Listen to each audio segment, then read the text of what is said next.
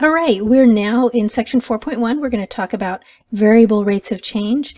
And some of the examples that we're going to talk about today come from the book Factfulness by Hans Rosling. Here's our first example. A baby is 19.5 inches when born. At 6 months, the baby is 26.5 inches. So he's grown that much. And our job is to predict his height at 5 years old. So we can say, okay, let's take this data and we'll use the tools that we've been using all along, and we'll sort of project and find out how tall he's going to be.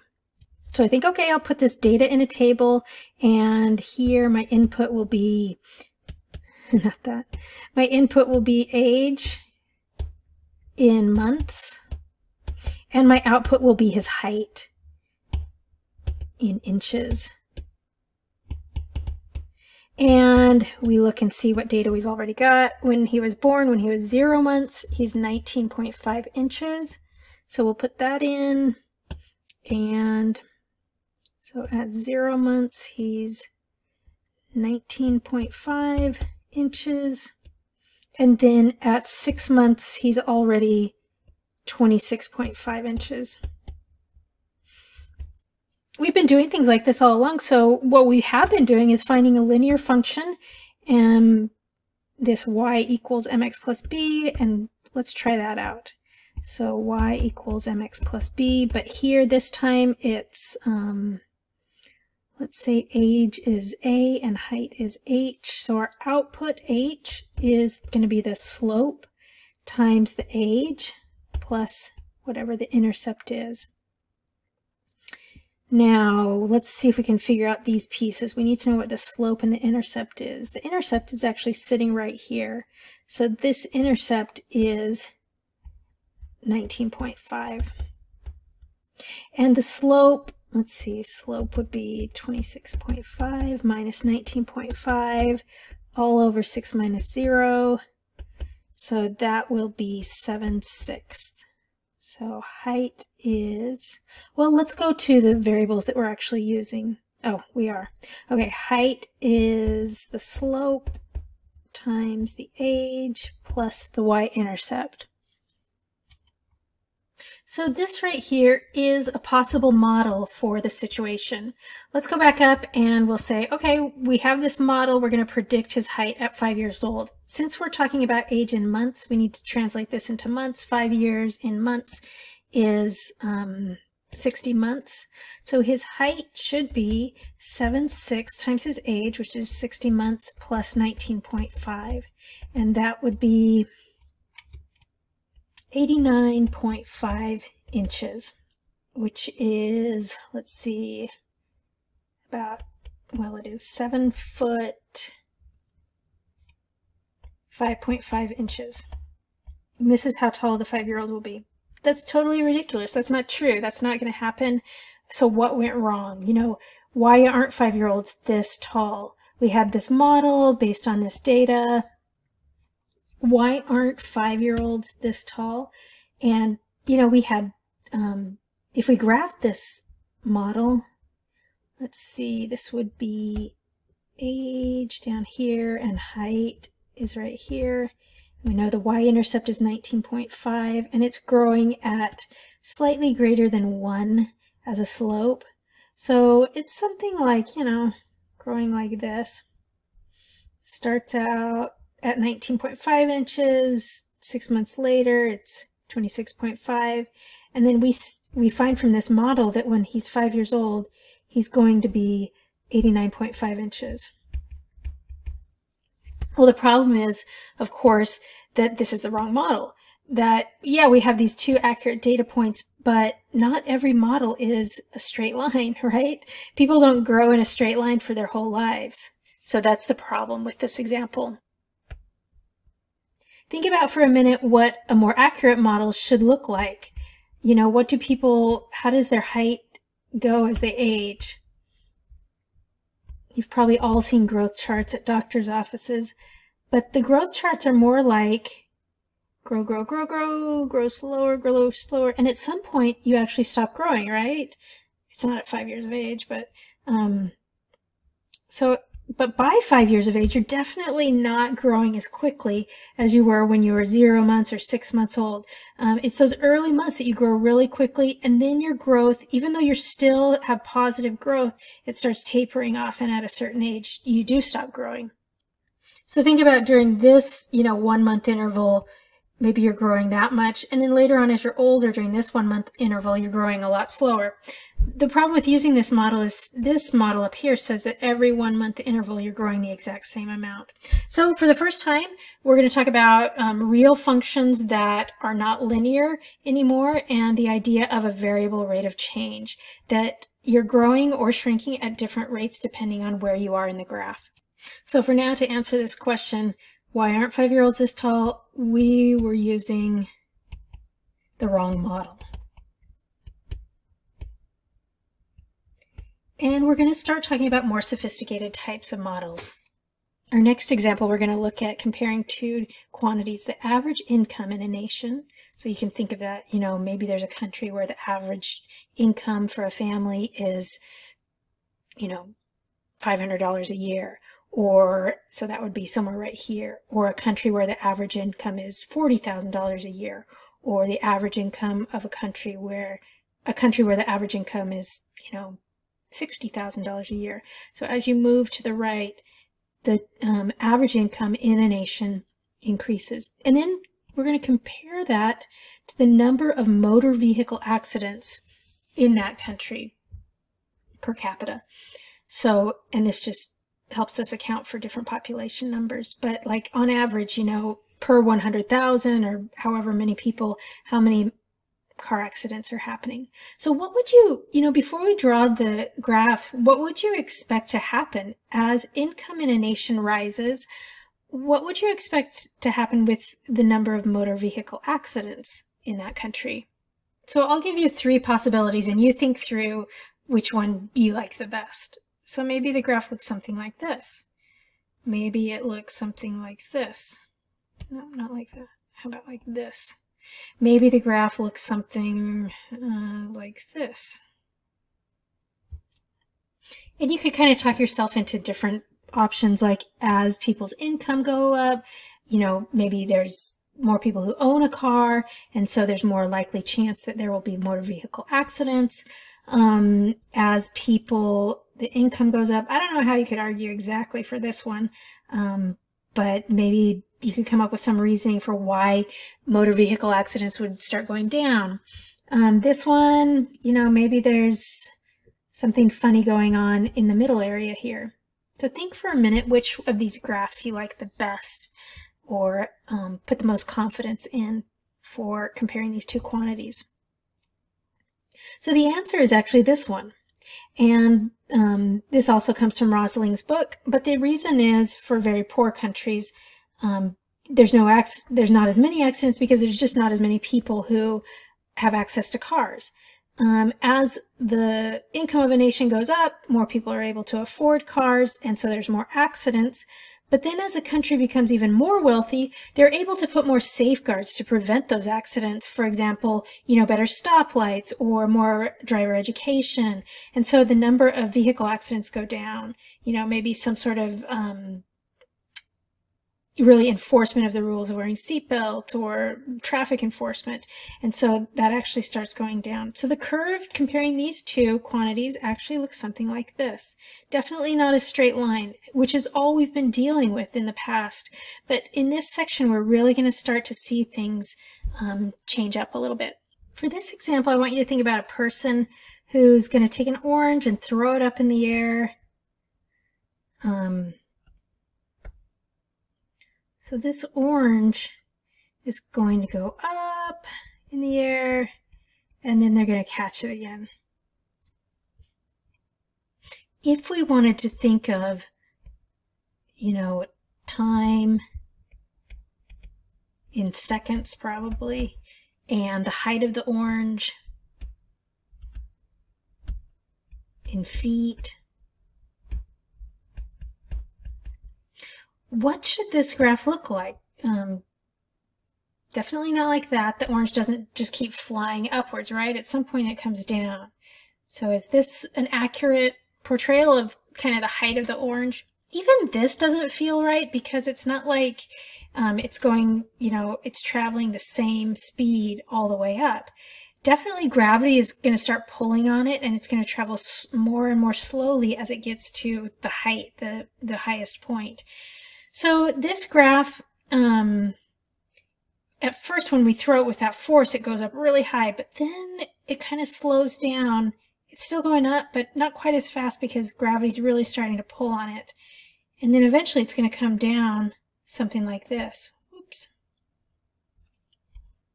This is actually a pretty accurate picture of the height of the orange through the seconds that it's traveling. So one question you can think of is, how many seconds did it travel? Well, it looks like at 0 seconds we threw it up, and we threw it up from, we were holding it in our hand, and it goes up and up and up and down and down and down. And then at about 2 seconds, it finally hits the ground. Another question you can ask is, how high did the orange actually get? This right here is height of the orange. So its highest point was, it looked like somewhere between 15 and 20 feet, so maybe about 17.5 feet. Now, a question that we can ask is,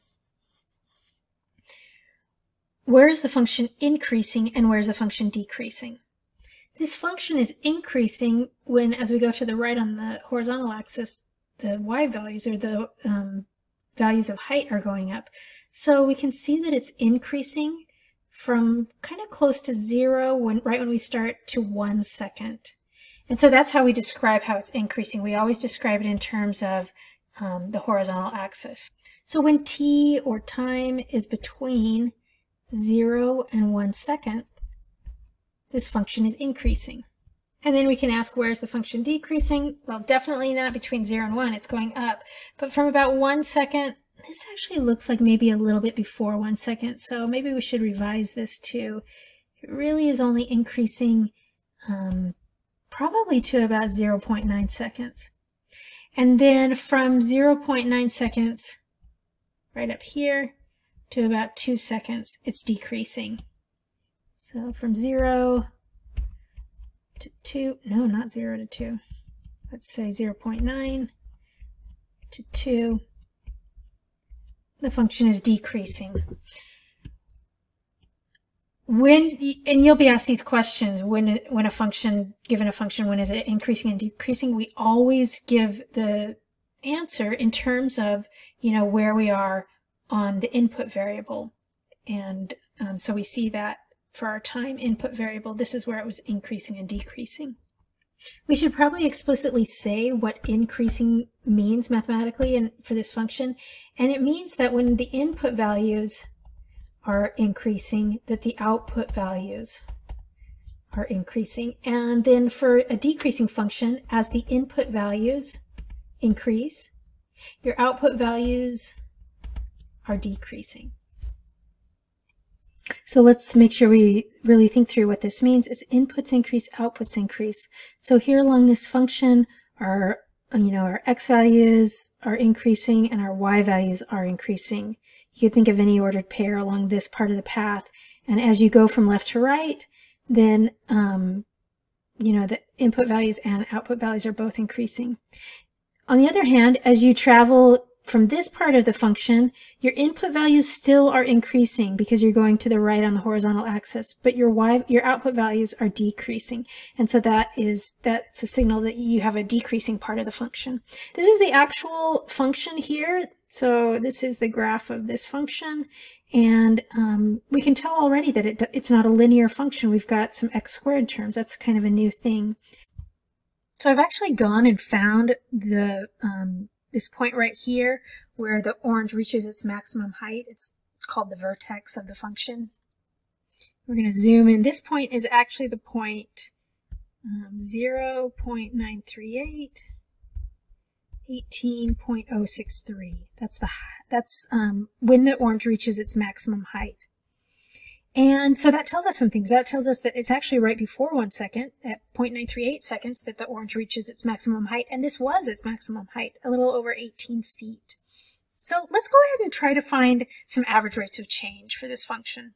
And the first one we're going to find is the average rate of change from 0.938 seconds to 2 seconds. So from right here to when the orange hits the ground at 2 seconds. And we know that to calculate an average rate of change, we take the difference of the outputs over the difference of the inputs. And so these numbers, 2 and 0.938, I'm going to input into this function to get their output values. And when I input them, I find out that f of 2 equals 0, and f of 0.938 equals 18.063. That, of course, should completely make sense because at 2 seconds, the height of the orange is 0 feet, and at 0.938 seconds, the height of the orange is this guy right here, 18.063 feet. So that makes sense. Now we just need to do this subtraction here. I got this subtraction, and now let's clean up this whole thing. And what I get is negative 17.01. What should the units on this be? Let's see, this was this right here. The outputs were feet, and the inputs were seconds. So the unit here should be feet per second. This is the average rate of change between this point right here and this point right here. So what is the meaning of that? Between those 2 points, when time was between 0.938 seconds and 2 seconds, the orange is traveling at a speed of negative 17 feet per second. And importantly, that's an average. This average rate of change here is how the speed averages out over that time period. Up here, it was going slower. It had just turned the corner. It had just started going down. But then as gravity starts pulling on it more and more, it speeds up and it's going faster and faster. But the average for that time period is it's going negative 17.01 feet per second. If I'm then asked to find the average rate of change from 1.6 seconds to 2 seconds, what should I expect this number to look like in comparison to this number? So I'm looking at from about 1.6, the speed of the orange, really, that's the average rate of change in this context from here to here. You know, should that average from 1.6 seconds to 2 seconds be larger or smaller than this? Is the orange traveling at a faster rate or a slower rate? So think about, even before we start, should this number be, you know, greater than or less than this number? Let's find out. This right here is how the average rate of change should look between 1.6 and 2 seconds. And I found out that the function at 1.6 seconds is 11.04. So 1.6 seconds after I threw it, the orange is at a height of 11.04 feet. And then take the difference of 2 seconds and 1.6 seconds, and that's 0.4. And once we find everything out, we find out this number, this average rate of change, is negative 27.6. And is that what you expected it to be? What does that mean, even? So between 1.6 seconds, about right here, and 2 seconds, the orange is traveling at an average speed of down 27.6 feet per second. That's what the negative is telling us, that it's going down. That's faster than the average speed between 0.938 seconds and 2 seconds, and that totally makes sense because from here to here it's gained enough speed. You don't have all these slow speeds computed into the average. You're kind of on your fast part of the run right here, and so we would expect this number in absolute value terms to be a larger number. The orange is traveling at a faster speed for this little chunk of the journey. Now we're going to introduce a new idea. We've been talking about these average rates of change and what they mean for the context of this problem. What if I asked you the question, okay, what was the speed of the orange just as it hit the ground? What was the speed of the orange, bam, right here? I don't want an average. I don't want, you know, some interval and all the averages of those speed. I want to know what the speed is right at this instant. And so we talk about the idea of instantaneous rate of change. And so what we're able to ask is, what was the rate of change? And in this context, rate of change is speed. It's feet per second. It won't always be speed. You'll have different, you know, inputs and outputs, and rate of change will mean different things. But in the context of this situation, this is the rate of change is essentially the speed of the orange. So what was the rate of change or the speed of the orange right at t equals 2, right as it hits the ground? And what we're going to do right now is a little cheat. We're going to take an average rate of change very close to 2. We'll take an input value of like 1.99 and then the input value of 2. And we'll get so close that we're getting a pretty good approximation of the speed of the orange right at 2. So for this idea of instantaneous rate of change, we're going to find an average rate of change at a point as close to, in this case, it's t equals 2. It won't always be at 2. It'll be different things for wherever you want to find the instantaneous rate of change. But we're going to find the average rate of change on an interval as close to this as possible. So here I use I rock instead of a rock to signify I'm talking about the instantaneous rate of change. And we'll say the instantaneous rate of change. Actually, this time we won't use equals. We're going to use these little squirrely equal signs to indicate we're kind of estimating. And I'm going to use the point 1.99. It's a point super close to 2, and it'll give me an interval that's so tiny that it approximates exactly what's happening at 2. But it is just an approximation. So let's get these numbers. And if I plug in 1.99 into this guy, this function, the number I get out is this 0.3384. We already knew that f of 2 was equal to 0, and then this subtraction here gives us the 0.01. All right, from here we just need to clean it up and make sure we put units on it. And the number we get when we clean it up is negative 33.84. The units are feet per second. So this is telling us that at t equals 2 seconds, this was the speed of the orange. It was going down at a rate of 33.84 feet per second. It's the fastest that it was traveling in this whole journey. And that makes sense because as it was going down, gravity was definitely working on it and causing it to go faster and faster and faster until right here we get this instantaneous rate of change that is a pretty fast speed. Okay, so let's think about this whole problem here again. First of all, we should probably change these guys right here because now we know that this really should be 0.938. It's increasing and it's decreasing from about 0.938. That was the top of the graph until 2 seconds. So we've talked about increasing, decreasing, the idea of how average rates of change compare to instantaneous rates of change.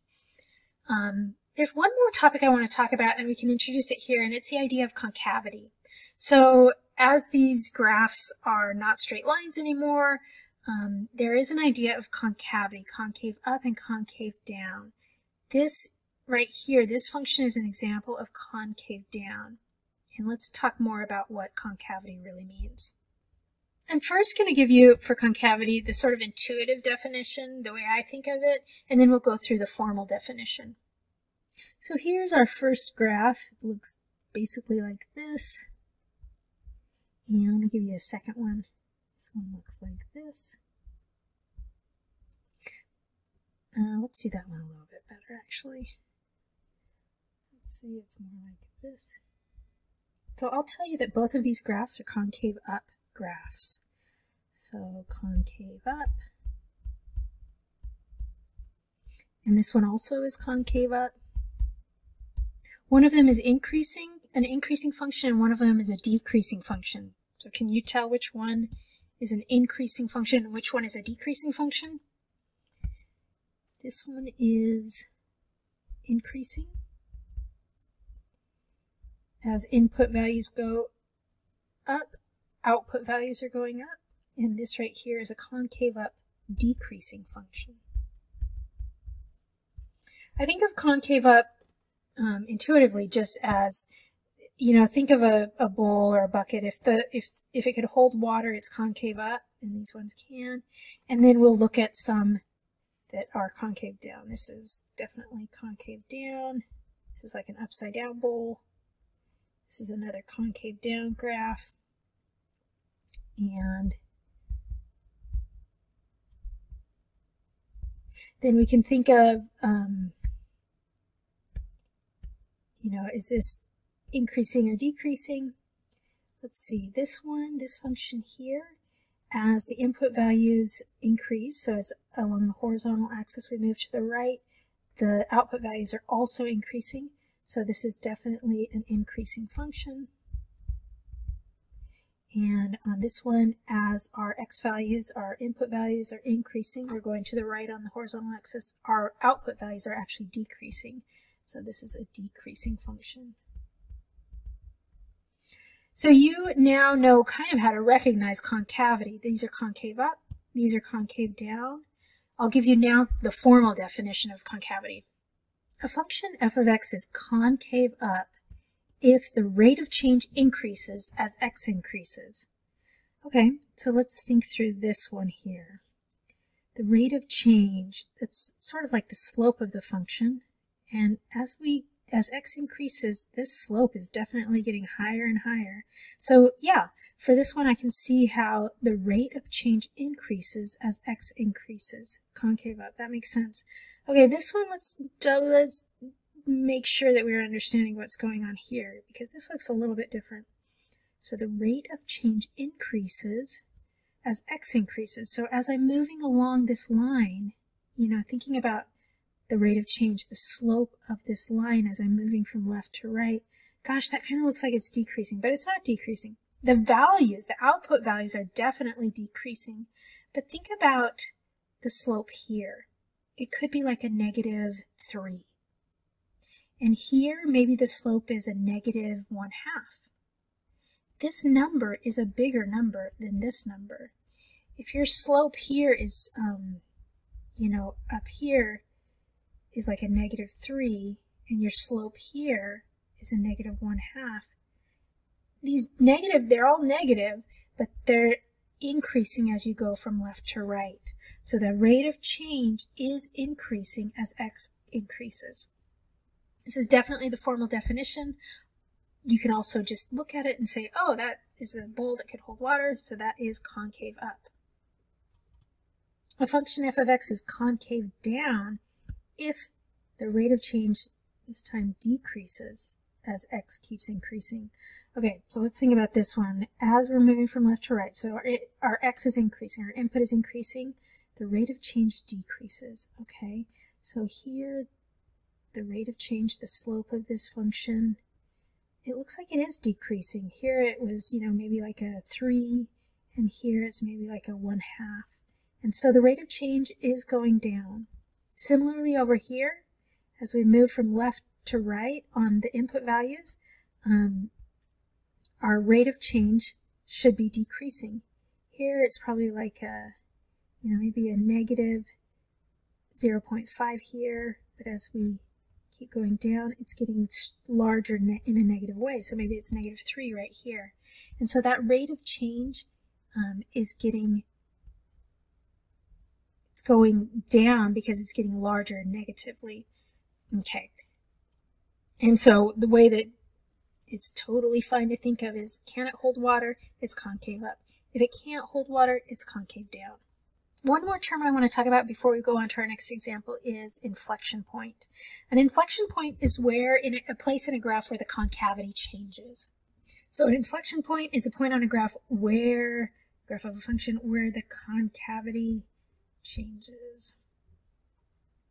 For our next example, we have this function f of x, and these are the things we're asked to estimate about this function: where the function is increasing, decreasing, where it's concave up, where it's concave down, and any points of inflection that might be in there, sitting in there. Okay, let's start by trying to figure out where this function is increasing. So as we look at this function, definitely increasing from here to about right here. Are there any other points? Yeah, right here it starts increasing again, right in here. So these are the intervals over which the function is increasing. And this right here, this input value is probably like -1 point, gosh, I don't know, maybe -1.4.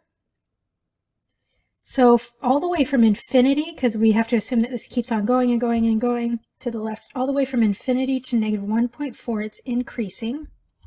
So we would write that like this. Our x values between negative infinity and negative 1.4. So that catches all of these.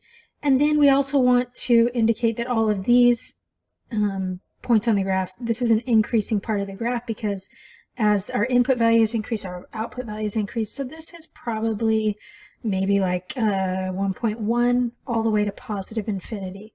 So all along this part of the horizontal axis, the function is increasing also. So this can sometimes be a confusing topic for students to be able to write these intervals of increasing and decreasing functions. You know, it's kind of intuitive where a function is increasing and where it's decreasing, but to be able to write the intervals on which it's increasing is important. So we're always writing the interval for the input value, and oftentimes infinity or negative infinity is involved in the interval. We know that from negative infinity to about x equals negative 1.4, this function is increasing, and so this interval comes from that. We also know from about x equals 1.1 to infinity this way, it's going to keep increasing, and so this is where this interval comes in. Let's think about how we would write where the function is decreasing. It's decreasing from about right here to right here. So on the x-axis, the horizontal axis, that translates to the interval negative 1.4 to 1.1. So for x values between negative 1.4 and 1.1, this function is decreasing. Okay, so we've taken care of increasing and decreasing. Now let's think about concavity. So as we move from left to right, this function is definitely concave down in here. At some point right around here, though, we can sense that and see that the concavity changes to concave up. So this is an important point right here. Wherever the concavity changes, that's our inflection point. So our inflection point is somewhere in here. That looks like maybe about negative 0.5 on the x-axis. So think about how you would write the interval of concave up. Where is this function concave up? It's right here. Okay, we write where it's concave up based on its input values. And so that would be from negative 0.5 all the way forever after to infinity. And that's what we've written here. So when we say estimate where the function is increasing, decreasing, concave up, etc., this is, they won't always tell us this, but it's in terms of our input value x. Okay, if the function is concave up from negative 0.5 to infinity, then it's concave down from negative infinity to negative 0.5. And then our point of inflection, we essentially already decided what that was. That was when x equals negative 0.5. And we don't have enough details on the function to know what the output value is at that point. So for this function, we'll just say at x equals negative 0.5, we get this point of inflection where the concavity changes. One other thing before we leave this graph that I want to mention is sometimes you'll get what's called a local maximum point, like this one right here. And it just means a place in the graph where all of the points nearby, like all of these points, are smaller than that point. So this is a local maximum, and then this guy right here, this will be a local minimum. And both of those things, local max and local mins, are called local extrema. I just want to make sure you know, if you see this word extrema, it's talking about maximums and minimums of a function, which sometimes they're local maximums, local minimums, so they'll be called local extrema. One last example that we should talk about is sometimes you're given a table of values and you may be asked to find the average rate of change or the instantaneous rate of change. Whenever you're asked to find the instantaneous rate of change and all you have is a table of values, you just do the best you can. For example, find the instantaneous rate of change at x equals negative 3. It'd be really ideal if we had some data for like x equals negative 2.999, like a really close point, or even x equals negative 2.9. All we've got, we're just going to have to take what we've got. I mean, all we have is the nearest point is negative 2, so this is what we're going to use to estimate instantaneous rate of change. It's not as close as we'd like, but it's the closest that we have, so this is what we're going to use. And so we say, okay, we'll estimate the instantaneous rate of change at negative 3 by pairing it up with -2. And for these values, this is what we get. We know from the table that f of -2 is 8 right here, and f of -3 is 7 right here. So we'll take that difference over the difference of the input values, and eventually we'll end up at 1. This is the best estimate for what's happening at 3. Even though we had to take a point that was a whole unit away, sometimes that's the best that you can do for a table. Okay, some of the big ideas from today. First of all, the idea that functions are not always straight lines. Sometimes you have these variable rates of change in a function. We also talked about the idea of an increasing and decreasing function, and concavity and the points of inflection, which is where the concavity changes. And then an idea that does persist. So you'll see this again and again. Instantaneous rate of change, it follows you all the way to calculus. The idea that average rates of change are awesome, but if you could actually do a little better and find what the rate of change is exactly at a point, that sometimes is even better and more helpful to know. So instantaneous rates of change are, we try to take very tiny intervals for our average rates of change and find out an estimate for what's happening at a certain point.